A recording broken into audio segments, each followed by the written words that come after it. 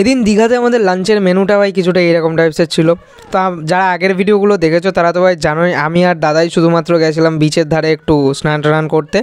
আর তাছাড়া মা আর দিম্মা ঘরের মধ্যেই ছিল, তারা ঘরের মধ্যেই রেস্ট ফ্রেস্ট করছিলো, খাওয়া দাওয়া করছিলো। তো তারা খেয়ে দিয়ে নিয়েছিল, আর আমরা এসে অর্ডার করে দিয়েছিলাম ভাই এগ ফ্রাইড রাইস 1 প্লেট। ভেবেছিলাম ভাই ছোটো পেট ছোটো জায়গা ধরে যাবে ভাই।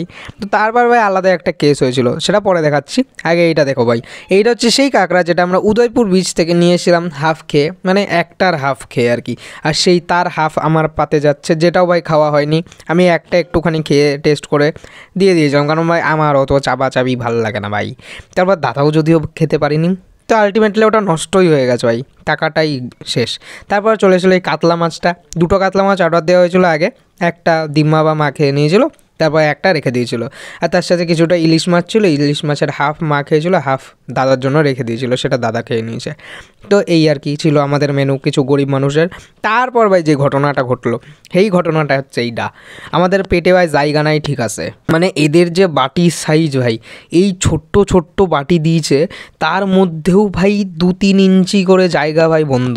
তা কী আর করা যাবে, তোমরা লাইক সাবস্ক্রাইব করতে থাকো, আর tata bye bye, see you.